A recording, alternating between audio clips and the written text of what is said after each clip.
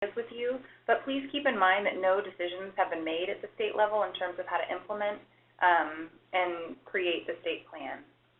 Okay, so at this time, we ask please that each of the satellite hosts take a head count of who would like to speak and present today, and please send it through your chat feature so we can organize and decide who's going to speak first.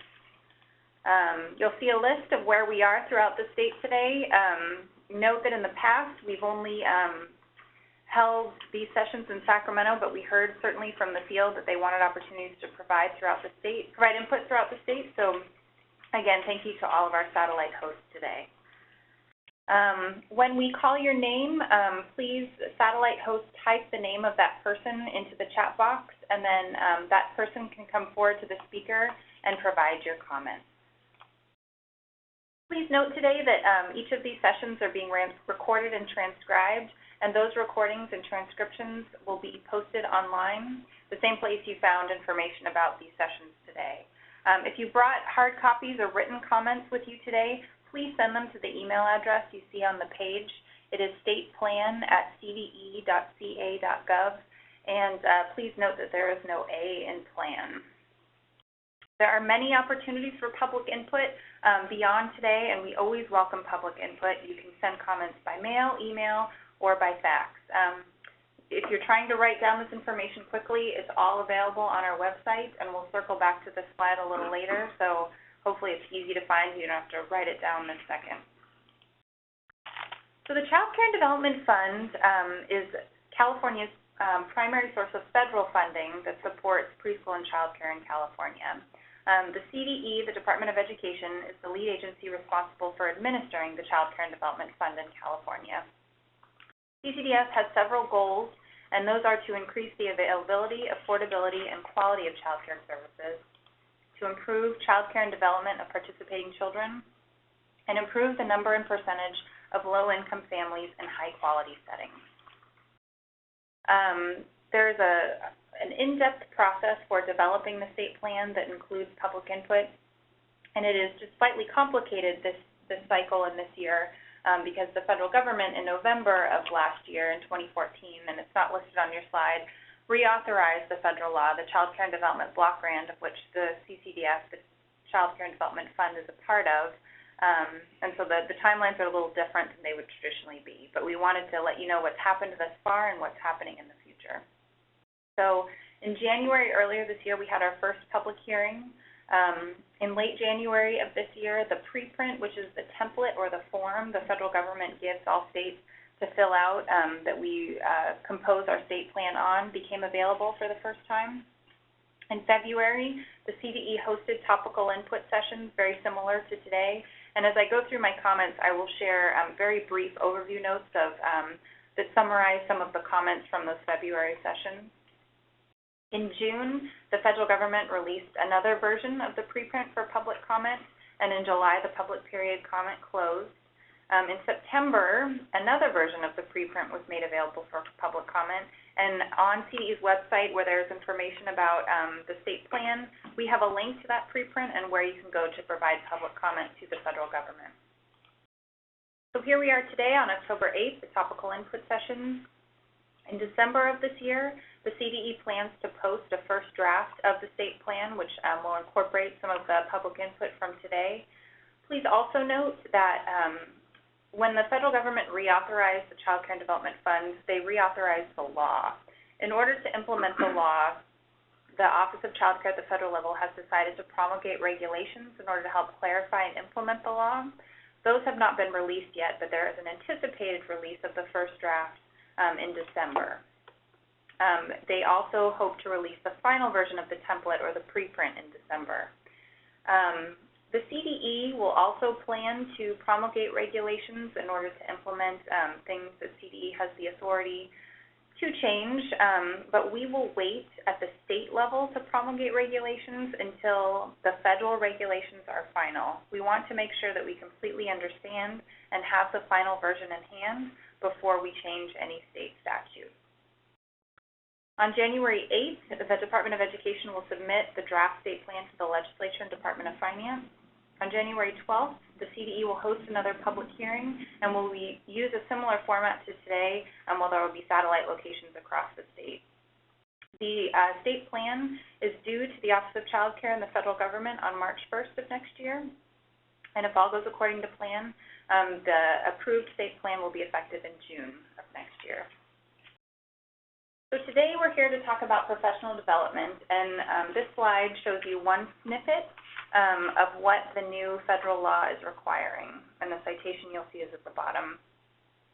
The state shall describe the training and professional development requirements that are in effect within the state designed to enable child care providers to promote the social, emotional, physical, and cognitive development of children and to improve the knowledge and skills of the child care workforce. Such requirements shall be applicable to child care providers that provide services for which assistance is provided. So there is very little actually in Education Code in California or Title V regulations specifically around professional development. So as a point of context, I wanted to share what has been in the CCDS state plans in the past. And so the information on the next few slides comes from the 2014-15 CCDS plan, and the pages are cited there. So the first goal is California's Pathways to Excellence for the Workforce, Professional Development Systems, and Workforce Initiative goals for the next biennium include the following. Support for the workforce's professional advancement of quality early learning practices through the Child Care and Development Fund Quality Improvement Professional Development Projects, for example, the Child Care Initiative Project, Program for Infant Toddler Care, and the California Preschool Instructional Network. Support for the retention of well education practitioners through the utilization of AB 212 retention program, First by California's comprehensive approaches to raising educational standards, or CARES Plus, and other stipend and student support coordination by the Child Development Training Consortium. The second goal is to promote the utilization of the Early Childhood Education Competencies Mapping Tool by the Early Childhood Education Professional Development Educators and faculty for their ECE training and courses to know which competencies participants will be able to demonstrate upon successful completion of any given training or course. Additionally, to promote the utilization of the Competency Self-Assessment Toolkit, or the CompSAT, by the ECE workforce, students, and faculty to assess their skills and need for growth in the early childhood educator competencies. The third goal is to encourage all California community colleges with ECE programs to offer the core 8 classes and the aligned courses in special education, infant toddler care, and program administration. Also, to encourage all California higher education institutions that offer early childhood education or child development programs to have articulation agreements with the community colleges and align their courses to a common and comprehensive course of study across the 2- and 4-year degree system.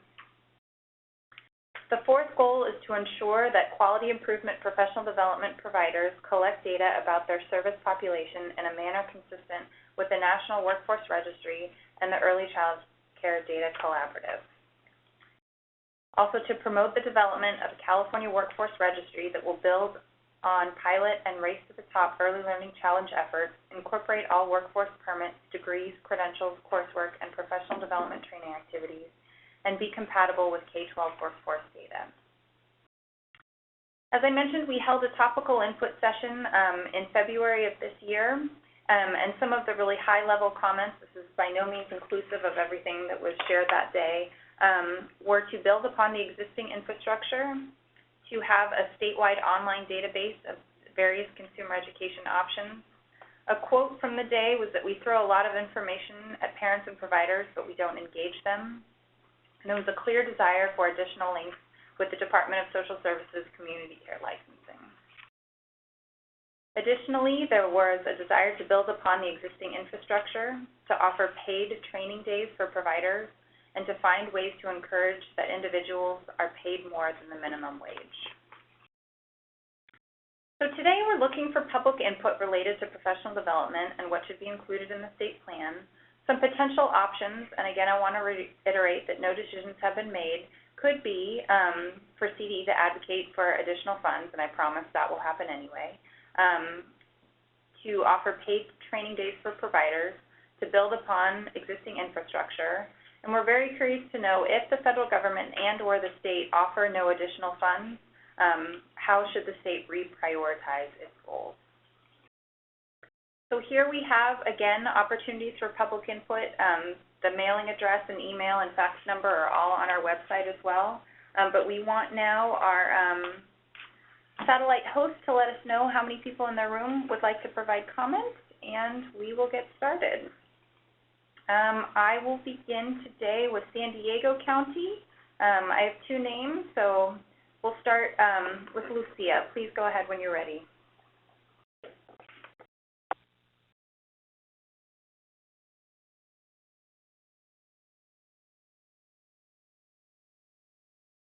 Hi, good afternoon. Lucia Garay with San Diego County Office of Education. And I have two comments. One is around building on the current systems for professional development, and the second one will be around the alignment with the professional preparation and the institutions of higher education and our permit matrix system. Regarding the building on the current systems, we definitely need to address the Title V contracts, the center-based, to provide adequate funding to then require a minimum number of paid hours or days for professional development for the workforce. So that's the building on the systems that we already have in place across the state through the California Early Learning and Delivery System materials. The other piece is for the non-Title V programs, so all of our private providers, FCCs, and license exempt that cash in the vouchers for our children. I would like to see that there is a required participation either in the local QIRS effort, that they participate in any of the various home visiting programs that are available in the county, and or that they tap into the SIP provided by the RNRs so that they start working on getting their licensing. But this way we are building on what we already have in our local systems to start raising the quality and at least having that requirement there for the voucher to be used with our children, and not creating any separate systems, just building on the ones that we already have. And for that to be a local decision, because we each know in our communities what is available and where it is. On the second point, the alignment with the institution of higher education, something that I have not seen in any of the proposals yet or the comments, is the faculty initiative. And the faculty initiative has been a very valuable resource in the institutions of higher education to make sure to include information about the preschool foundations and frameworks in some of the classwork. And this is also something that has not been tapped into the Core 8 or the Core 12 or any of the preparation requirements to have a teacher's permit. The permit matrix was really developed in response to the Title V requirements, and it has now become a licensing requirement in the state. Not sure what came before the chicken or the egg. But if we are really trying to raise the quality of our publicly funded system, can we not have either a different set of requirements for the teacher's permit or add additional requirements, because permitted teachers coming out of school are not ready to provide the level of quality in a quality-rated setting that is going to tier at a Tier 4 or a Tier 5. So we really need to consider those additional classes and that additional coursework to address the growing needs not just of the child, but to really teach our providers to engage the families and to meet the rest of the family's needs. So we do need to address that linkage with the institutions of higher education, and possibly linked into that faculty initiative and many of the statewide emphases right now on family strengthening and trauma-informed care, and build that into our programs for our professionals.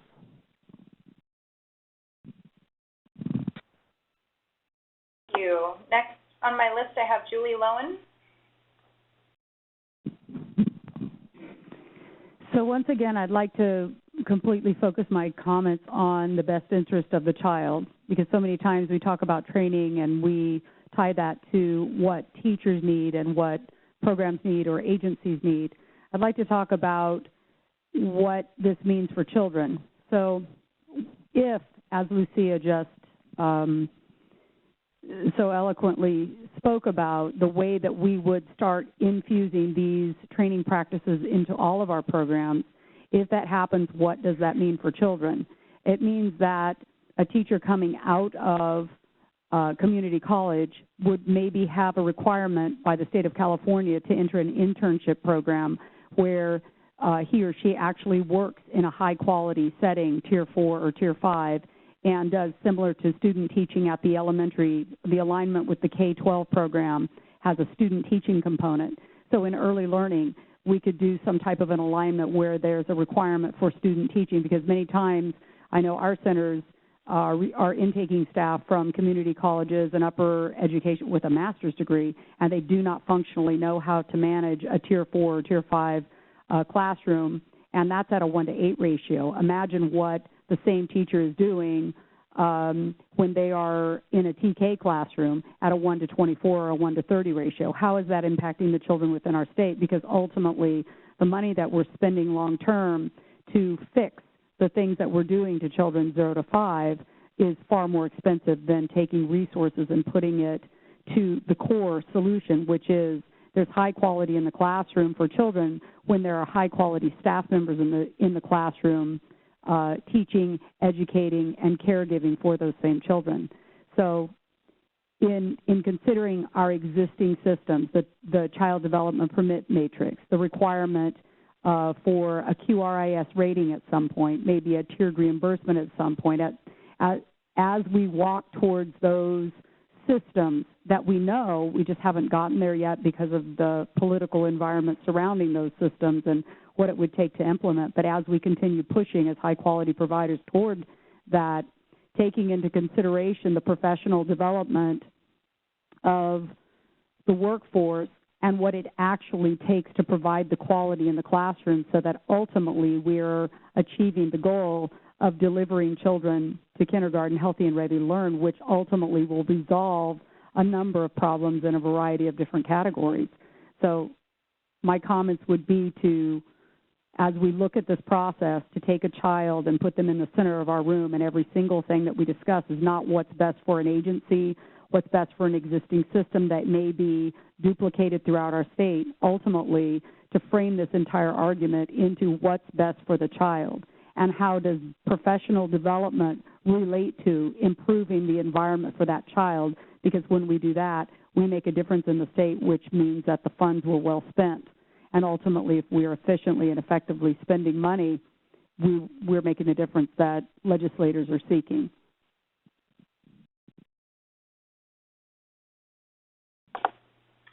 Thank you, Julie. I'll move now to Marin County office. The first name is Ethel Siderman. Wait. I want to begin with first quoting the state of the nation right now. Someone that you all may remember, Anne-Marie Slatter, who worked for Hillary Clinton for Secretary of State, has just published a book talking about the following components that apply to us.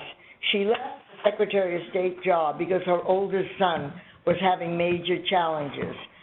She said, first and foremost, is excellent, not passable or mediocre child care. We have a lot of that. Excellent training leading to professional standards for those that are engaged with our kids. Importantly, that relates to us, a living wage, not minimal. Living wage means that you can afford to have your needs taken care of, not every one of them, but certainly significantly, which minimum does not do. Her major focus was devoted to women, to greater professional achievement, rather than what we're doing now, which is often flattening out women at a certain level so they can't rise above. And we have to look at not just what we need in our field, which is for them to get a permit and the minimum amount of training, which a lot of programs are doing, and to me that flattens women in the field. So I just want to make those statements. I can come back with more, but I do want to tell you that to that effort, for the last 11 years, we've been working on an Institute for Excellence in Early Care in Marin, and it just opened with Lillian Katz coming to do training for, on the second day, 150 early childhood people here. And that's the kind of strength we need to bring in for our staff training. Listen, Play-Doh is fine, but I don't want to go there. Somebody else can worry about that. I want to go to bringing expertise to us that will elevate our level and then follow up. I don't want the one-shot thing, which teacher training often does. You go listen to a speaker and then supposedly carry on. So the Institute did bring Lillian. We're going to focus on sessions on infant toddler care, and our reach is primarily to those teachers that have been working in the workforce, but because of salary, lack of benefits, vacation, sick leave, their enthusiasm has waned. So my last comment will have to do about the use of the word. I really don't care for the word workforce. It could be somebody digging ditches, and that's a good, honorable job, but it's not what we're doing. So we have to come up with a word that better explains us, like family, early care and education providers, or lift the ante higher than what we currently have. And if I come back, you'll hear more of me.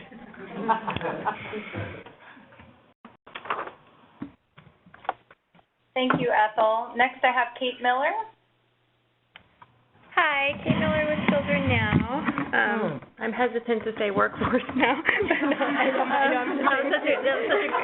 That's the word you have now. It was such a great point, yes. Yeah, it just paused me, made me think. Anyway, so sorry. I didn't want to throw you off. No, it was such a good point. Exactly. No, I want to build off on it. So I would just start by we're sort of looking high level, macro level, but just thinking about, clearly research and practice is showing that California would benefit from a more holistic professional development framework. So, you have your professional competencies and your standards, the career ladder, that, creates a clear path for an individual to move from introductory training to advanced level education. Also we need clear expectations for ongoing training and professional development, which we're trying to, need to figure out what that looks like, but we need it. The statewide workforce registry, and obviously a more coherent infrastructure of resources and supports that have been shown to really provide quality training, really make an impact on the workforce, and help promote stability, which is my code word for saying compensation. And so as Children Know, we are pleased to see that many components of this framework are sort of being worked on in different areas of the state, some of it even through the last state plan. Some of the quality improvement set-aside dollars are going to that, but it's still very piecemeal. It's still, we would think, not sufficient in really addressing the needs of the current and the future workforce. It's not enough, and it's not aligned and coordinated in a way that really makes sense to everyone, let alone legislators who then we want to ask to invest in it. So we would really encourage CD as you work on this section and think about all the provisions within it, trying to view it as an opportunity to really strengthen our whole professional development system, to really lay out some longer-term goals for strengthening and aligning all these various components that I mentioned. We know some of this obviously would take funding, legislative will, time, but it's time for us to at least have some sort of vision and sort of move towards that, and I think CDE can really play a role in that. So, I could go on and on all the different sections, but I would like to make 2 points in particular, sort of drilling down a little bit more.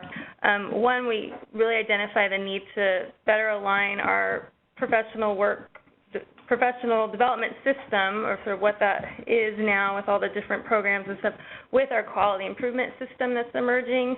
There's some real opportunity there, and we think that we need to start thinking more coordinated. And the other point is the need for, I think, and Children Now have said this for many years, just the need for better evaluation of the programs, our workforce development programs, and not necessarily a one-off study, but just a comprehensive way and a consistent way of looking at what they're doing, how effective they are, what should be expanded, what should be aligned better, just having a way to really look at it in a more holistic fashion and think about, what's the most effective, far-reaching, and worth bringing to scale at a state level. And we might encourage CDE to consider a smaller menu of options, workforce development options. We have myriad programs. We think there would need to be a process for really determining what those programs would look like based on research, practice, stakeholder input. There's a lot of, it would take a process to really determine what that would look like, but I think that we can't shy away from it because we have myriad programs, not enough funding, and systems that are not coordinated. The last thing or two more things I would say, the coaching, we do see this as an effective practice. There's lots of different forms of it going on across the state, but it is a popular model in our state. It's been shown, many models have been shown to really reap the benefits, and it goes to that point and not just another training. We need the technical assistance that follows. So in anything we're thinking about instituting, we need to also think about that component of coaching. And CDE might consider a larger scale investment in the idea of coaching and technical assistance because that follow-up is key.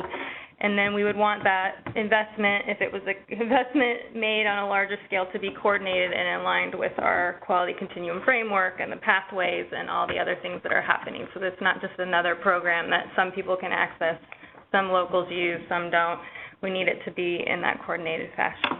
And then finally, I would just end that we think it's critical for CDE to really articulate training and professional development guidelines, and if you're going to be kind of implementing new or sort of designated amount of time and requirements and hours, that this aligns with the ECE competency, obviously, and then the child development permit matrix, which we know is being, hopefully will be updated by June 2016, as well as the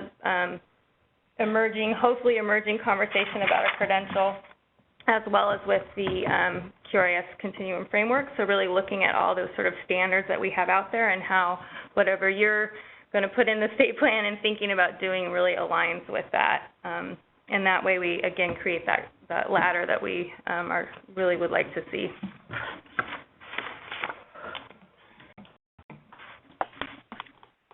Thank you, Kate. Next I have Linda Olivenbaum. Hi, everyone. Thank you for the ability to speak today. I'm Linda Olivenbaum, the director of the California Early Childhood Mentor Program, and that is what I'm going to speak to today. And echo what was some of the input in the January session, which is building on the existing infrastructure.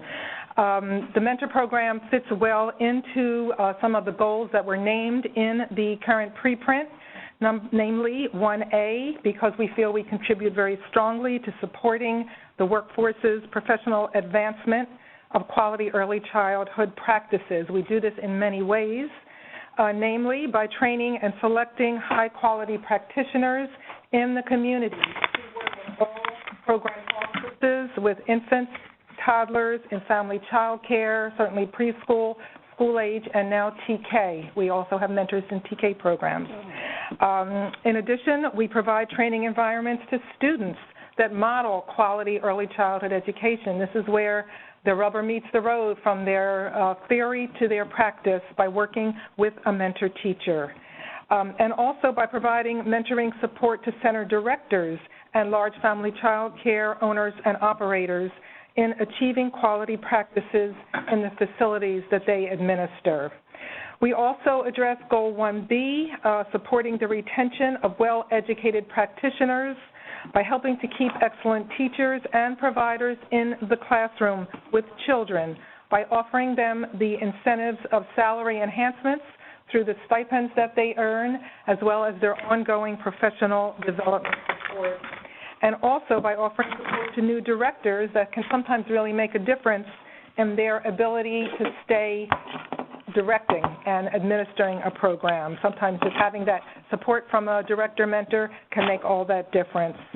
And last, Goal 2B, we also address promoting utilization of the Competency Self-Assessment Toolkit, that's CompSAT, Over the past 2 years, we have trained over 100 mentor teachers in CompStat, over 40 director mentors, as to how this really wonderful and very valuable tool can enrich their own practice, but certainly also help the people that they are mentoring, students, practitioners, and protege directors.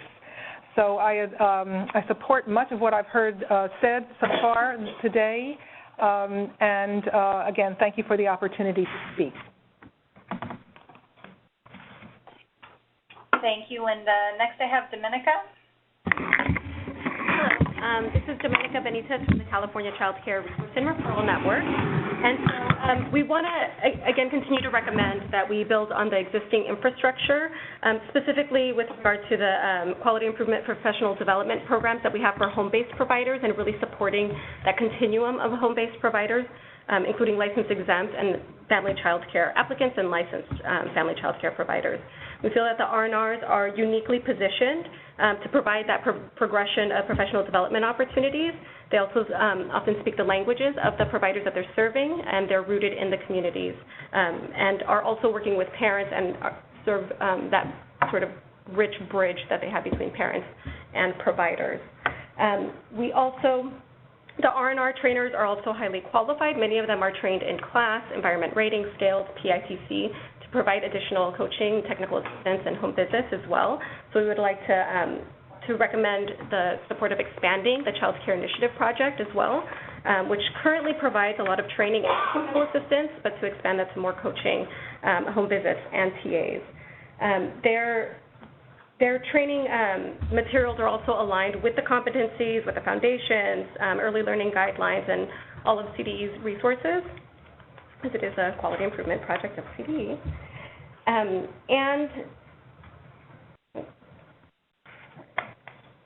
And also to commit to creating a CDE certification for family child care providers who complete the SIP training requirements, which currently are 25 hours, 5 hours in each training area, from operating a strong family child care business, child development, health and safety, provider support, and infants and toddlers. And wherever any professional development support is provided to licensed exempt providers, to ensure that it is physically, linguistically accessible, affordable, and practical to engage them in the full system.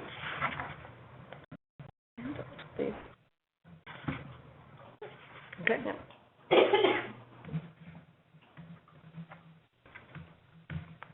Thank you, Dominica. Next up, Michelle Rutherford. Good afternoon, and thank you for the opportunity to speak. It feels as though this is an area where the state has really been thinking for a while and made some progress in its thinking, so it's great that we're not having to respond in a rush to what the feds are requesting. And so just want to acknowledge the efforts of CDE in trying to move out of some of the boxes we've been in related to professional development. So I have a few comments, and some of this comes from a lot of local work and trying to move the needle on quality and trying to build professional development systems despite the fact that we have a non-system currently. But I think many of us want the same thing. So the challenges around getting past the permit, that the permit was really designed specific to Title V, and moving, as I know you're considering, towards a state credential feels really, really important, and something we don't want different standards for quality just where subsidized children are. We want a system that all children have access to high-quality early ed experiences, and if we lift the bar for everybody and then think about how we more deeply reach the children most at risk or who have the greatest challenges in learning, then we will have done our job. So certainly linking with higher ed, so many of our teachers get units in higher ed, but consistently we're seeing this challenge about having to do trainings and work outside of the units to have them be prepared to do the actual work they need to do in the classroom. And so, you know, I recognizing that this is an area that higher ed is working on and the CDE is working on, that just needs to be sped up. And it's not just about the core courses, but the content of the courses reflecting the changing world that the field is living in, which includes the competencies around class and the kinds of assessments they're going to be subjected to, and then what's behind those assessments and the assessment tools, and really aligning the state around what is our end goal, and then how do we align making sure that staff are educated with unit-bearing coursework and training supports that complement that. That said, I wouldn't say even if we did that there isn't a benefit for coaching and training. I think there's a lot of research and our local experiences that the coaching and TA can really move the needle on quality.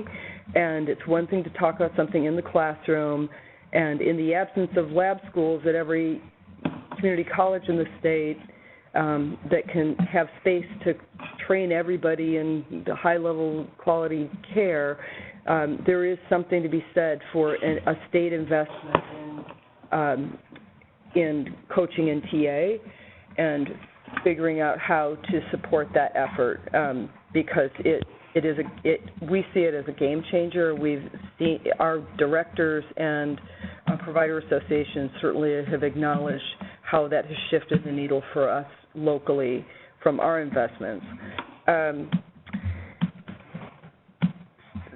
No one's talked about dual language learners, but I know we all think about them and worry about them, and think about the language differences in the field and how language limitations hold some of our teachers back from moving up in degree attainment, and yet how important they are to us in being responsive to the home language of our students that live in our state and to the families who are getting their care for those children.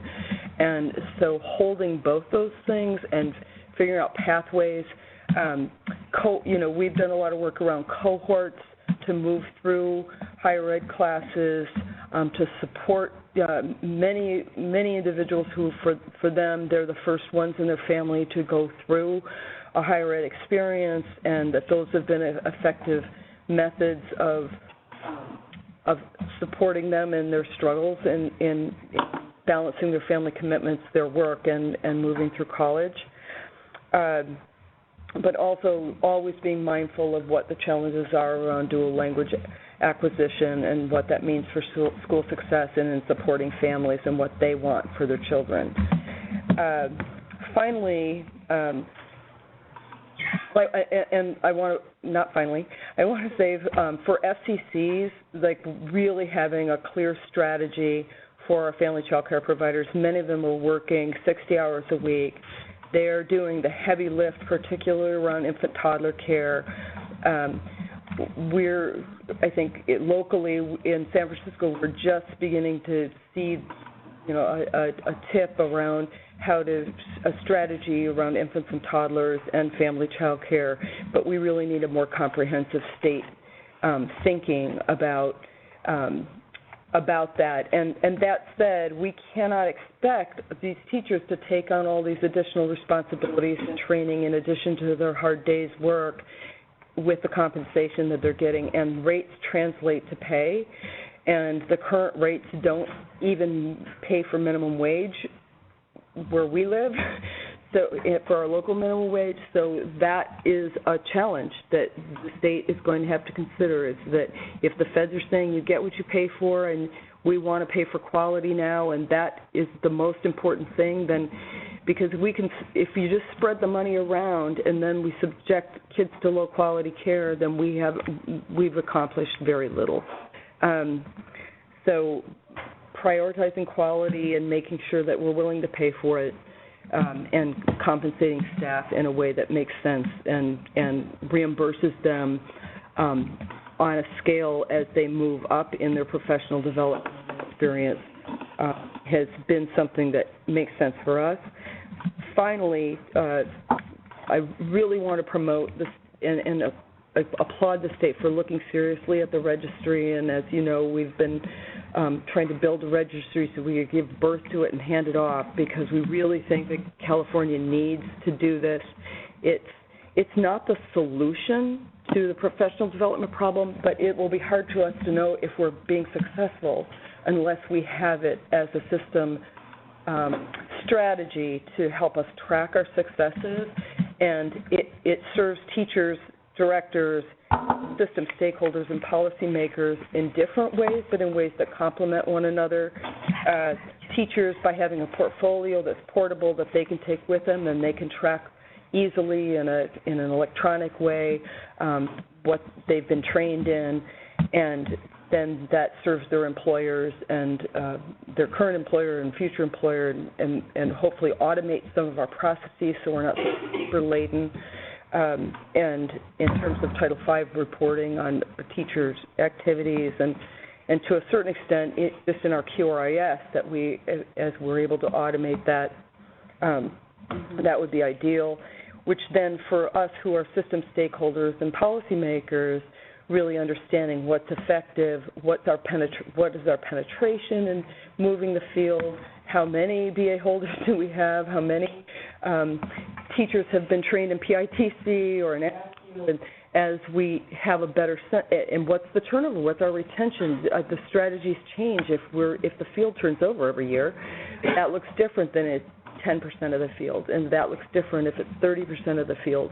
And teachers move around, and just locally we know we do training in one site, and then we want to be able to track that training that the teacher got in inclusion at one site follows them when they're hired by a new employer or transferred to a different classroom or a different site. So we really want to promote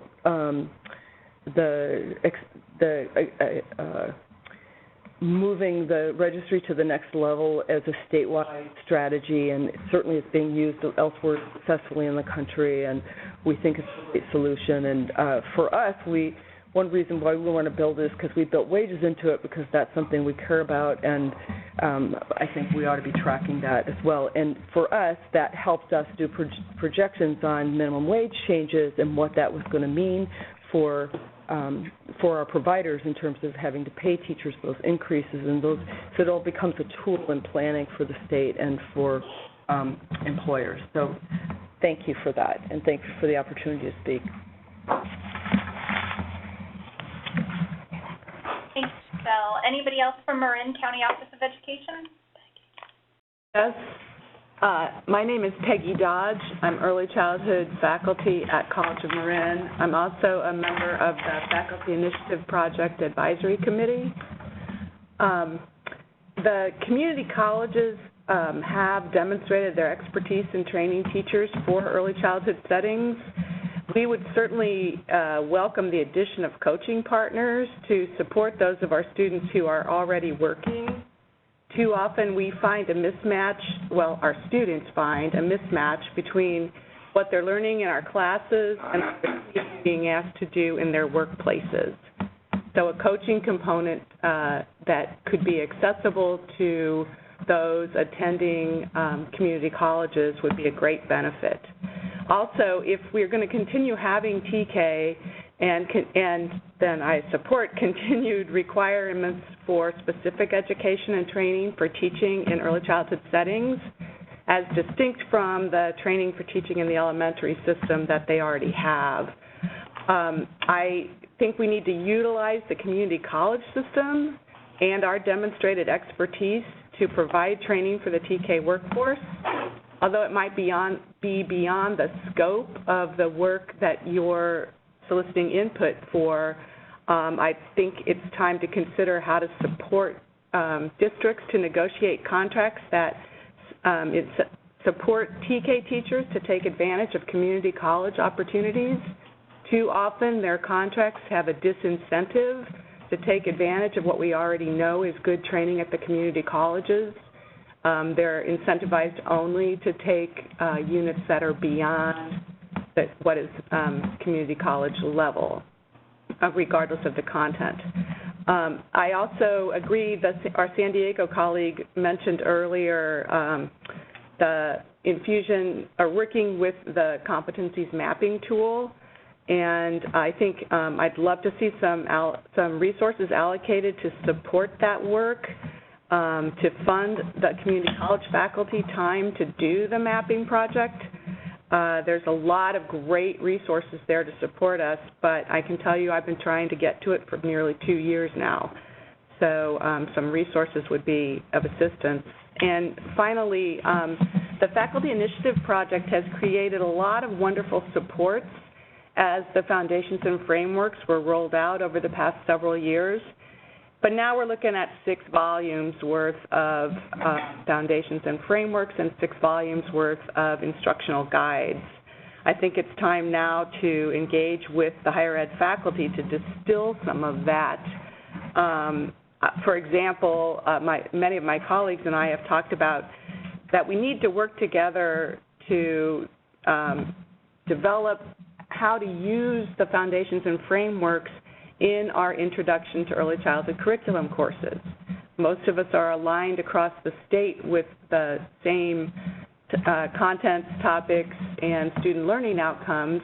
We all feel a responsibility and a desire to be sure that every student who goes through the community college system comes out familiar with the foundations and frameworks. But taking 6 volumes and 6 instructional guides to put together a coherent 16-week semester is a big job. Faculty Initiative Project has great people working together. They would be a great place to help facilitate the specific development of supports in consultation with a broader group of higher ed faculty. So those are all things that I believe would be worth considering in our plan, and I would support your engagement with that. Thank you. Thank you. Anyone else from Marin? Okay, we'll move on. I'm sorry? Nope.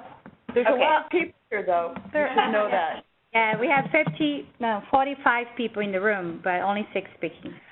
I would speak, except that I wanted to give other people an opportunity to have it, but if other people don't want to. Do you want to speak? Go ahead. So this is Anna Levine from the Child Care Law Center, and I want to just go to a very high level and make a few points, which is to emphasize the role of coordination, which is there are a lot of really great quality activities happening at local levels, but we need, and echoing something that people have said about the importance of a registry of infrastructure, it seems to me the critical thing is deciding on making those tough choices around a credential, around making those choices about a centralized place for the information.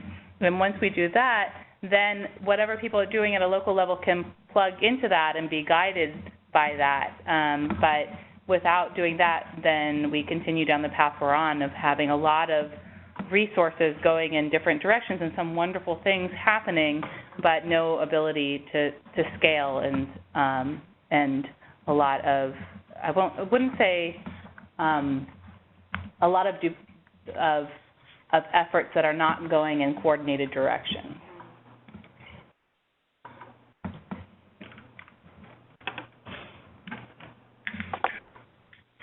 Thank you, Anna. Anyone else from Marin? Okay, hearing none, we'll move on to Yolo County office, and we have 2 people listed. We'll begin with Nancy Hirota.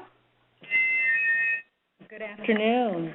This is Nancy Hirota, and I'm the director for the California Preschool Instructional Network. And I'm here today to provide testimony in support of CPIN and to emphasize the importance of building upon this existing infrastructure.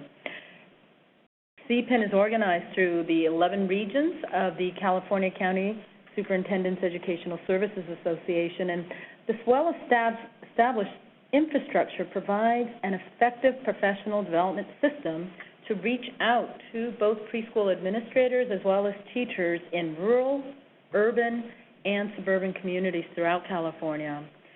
CPIN is staffed by leads who are hired by county offices of education, and they have extensive experience and background in early childhood education and we've had opportunities to work closely with national researchers to deepen their knowledge in all of the areas of the foundations that are currently released by the Department of Education. Through CPEN, we do implement a systematic approach to conduct ongoing, high-quality professional development that is based on current research-based resources that are released by the California Department of Education. The primary focus of our professional development has focused on the rollout of all 3 volumes of the Preschool Learning Foundations and Frameworks, but we also have a strong emphasis in providing professional development on the Preschool English Learner Guide, which is yet another important publication released through the Department of Education.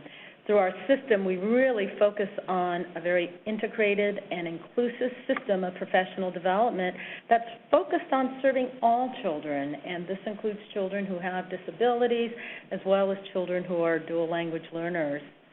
In addition to professional development, over the past 4 years, CPEN has focused on providing more intensive on-site support for preschool programs at the classroom level. So we're working directly with preschool teachers and administrators, and we're providing that on-site professional development and coaching and technical assistance to help teachers take the information that they gain during these professional development and translate that into classroom practice.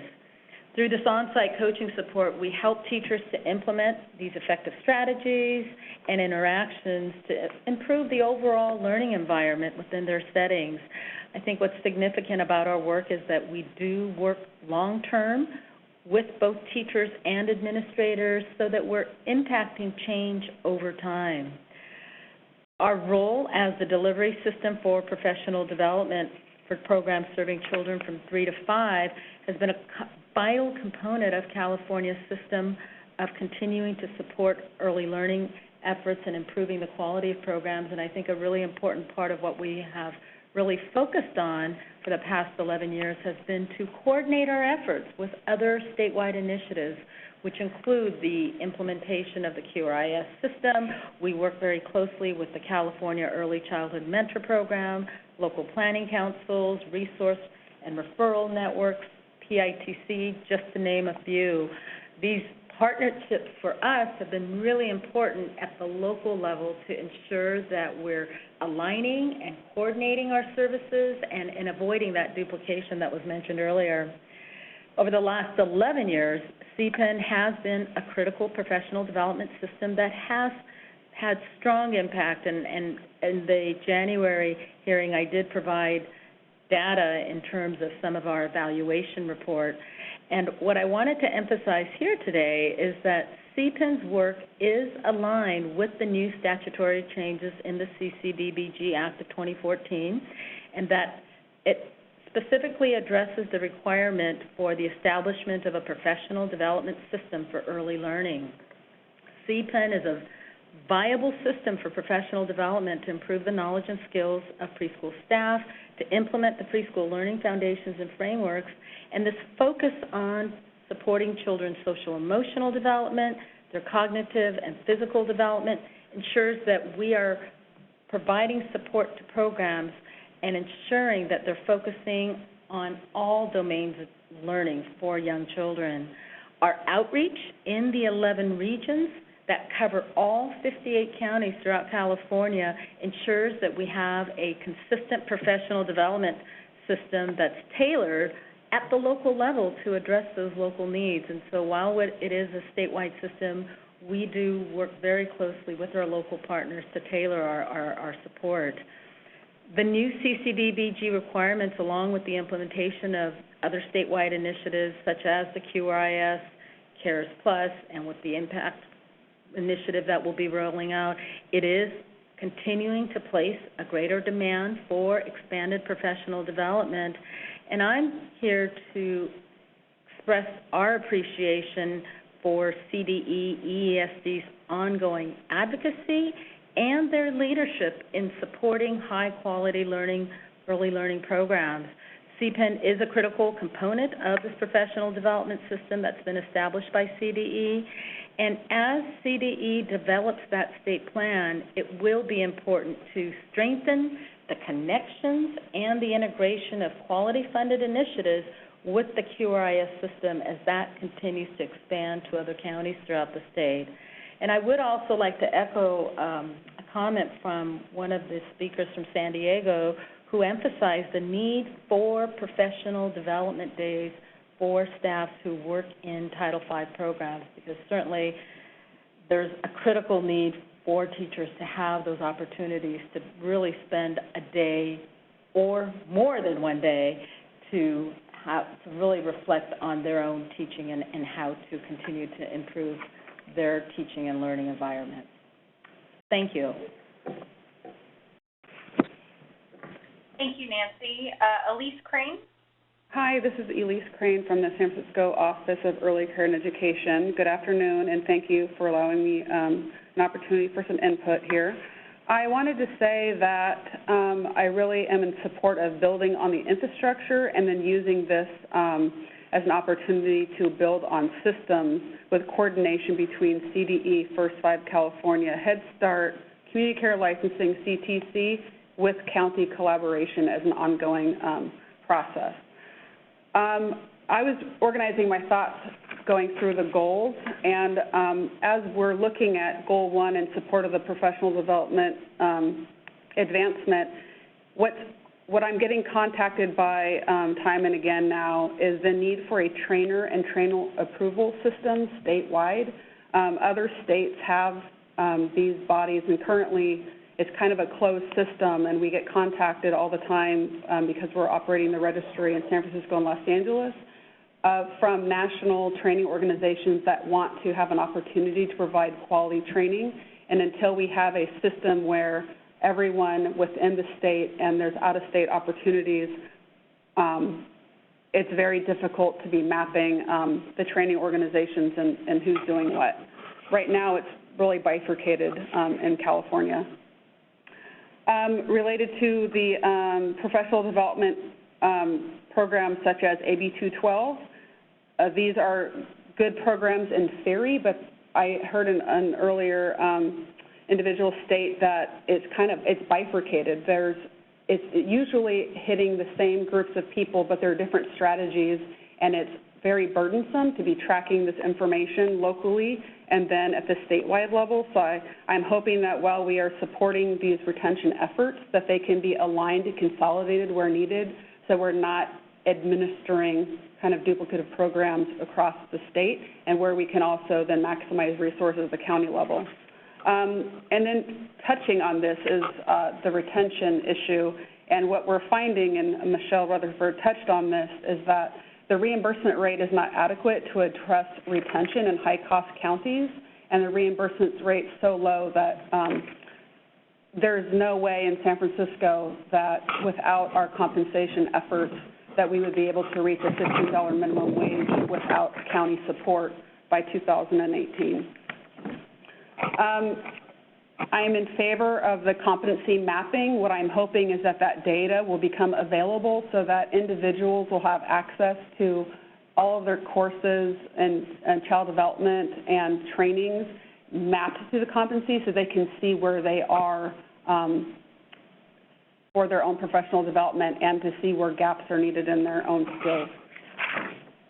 Related to the community college programs offering Core 8, one of the issues we've experienced in San Francisco is that supervised field experience and that having the practical experience in the classroom with support isn't widely accessible, and it's very burdensome. So what I'm hoping is that through this process, we can take a look at how that course is made available and ensure that everybody has access to that. As well as nationally, the CDA, the Child Development Associate, issued by the Council for Professional Recognition, issues CDAs, and while traditionally it has not been widely accepted in California pretty much at all, and that we have favored the permit, I'm thinking that for family child care providers who are new, it may be a a possibility as they are also in the Title V network, because it's a competency-based training, and if it could be linked to coursework unit-bearing stuff, it also includes practicum, and I think that'll be something that will help family child care become engaged and ground their skills. In the community colleges, we're also at the county level spending resources on ensuring that there's a level of quality at academic counseling so that individuals who enter community colleges have a clear path on where they are at currently and what it would take to get them to the next level. There's been a national, through Head Start and other endeavors, to get folks associate degrees and bachelor's degrees, but for a lot of folks in the workforce, there's not a clear path because it's complicated by certificates, permits, and all kinds of other options, and so I think it provides a lot of confusion. The registry, of course, I support expansion of the registry. We've been working very hard in San Francisco and Los Angeles, as well as Santa Clara, and with our statewide group to really try to align data and align programs and build the system. And we are starting to be able to use it in San Francisco to see where compensation's at, as Michelle mentioned earlier. We're starting to get to the point where we can look at what's their self-reported education and look to what they actually have. And in order for us to change investment strategies for the workforce, we're really going to need to know where we're spending our resources and is it getting the competencies that we want for the workforce and ultimately for the children. So I really am in favor of a systems approach. We have a lot of scattered strategies, and I would really love for us to really hunker down and see where we can align at the county level and then collaborate with the state to really make a stronger system.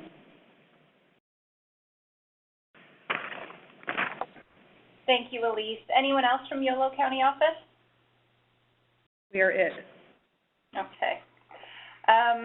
Any other county offices, make sure you send us your name and information if you'd like to present. I know we had one additional person in San Diego that would like to present. Julie Lowen, go ahead. The one thing that, upon hearing some of the comments, I want to make sure that we talk about, all of our centers are Tier 5 on the QRIS, but there are still things that are happening in our county that are impacting our ability to provide the quality that that Tier 5 represents. A Tier 5 center by no means is out of the woods when it comes to taking a hit in quality from time to time. One of the things our county has implemented this year is an embedded coach that we actually selected from our staff. One of our teachers that had a Tier 5 rated classroom, high class scores, high ECHR scores, capacity for follow-up on the ASQ, amazing on the DRDP, reliable ECHRs. And this person now is embedded in our agency and capable of hearing about a developmental or a teaching difficulty that's happening in the classroom this morning and being there in an hour, being there this afternoon, so that the child and the teacher and the entire environment is assessed. So I would strongly advocate for that embedded coaching model. Several of the speakers have talked about coaching, and we've participated in coaching since 2009. But the difference in the embedded coaching model for an agency that's large enough to have that many sessions is night and day. It really has made quite a difference. And I think it's also more cost effective. The other thing I'd like to point out is that we're talking a lot about rates. And I think there's some confusion in the state of California when it comes to rates. There was a recent adjustment in the regional market rate for AP programs. These are basically Title 22 programs with no requirements. These rates are exponentially higher than the rates that Title V programs receive. Children's Paradise receives both. And it clearly is in our best interest to accept an AP-funded student over a CSPP student, which we don't do at this point, but still wanted to make sure that we document as a part of professional development that state-funded preschool teachers are allowed to have the days off so that they can attend professional development, and that we do make a draw a distinction between Title 22 and Title V programs because the requirements are significantly different, and there needs to be a point that we ultimately reach that tiered reimbursement status based upon the quality. A bachelor's degree teacher is much more expensive than somebody who has 12 units. The other thing is, as we tie our early childhood education system to a very specific professional development process, we're going to more clearly mirror the process that our elementary school teachers go through, in that they start their college career understanding clearly what they need to do to become a kindergarten, first, second, third, et cetera, grade teacher. I think early childhood educators need to understand that pathway as well, and they also need to learn that the pathway between early childhood education and an elementary school curriculum is very achievable. You can make the transition from teaching in a high-quality preschool classroom into a kindergarten, first, second, or third grade classroom if you're appropriately advised as you proceed through your education. So those are some things that will help us to develop a system that will accurately reflect where teachers need to go and what they need to do from the time they begin. And I think it'll save a lot of money in that we won't be wasting some of the training dollars that are so valuable.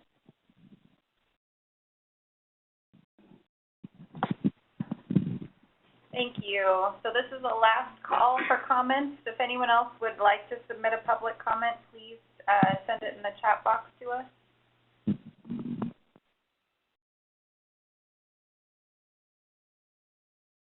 Okay, hearing none, we will close the input session. Just want to remind folks that we always welcome public input in written form. That information is on our website, so please feel free to send us your comments. Thank you for taking the time to join us today, and have a good afternoon.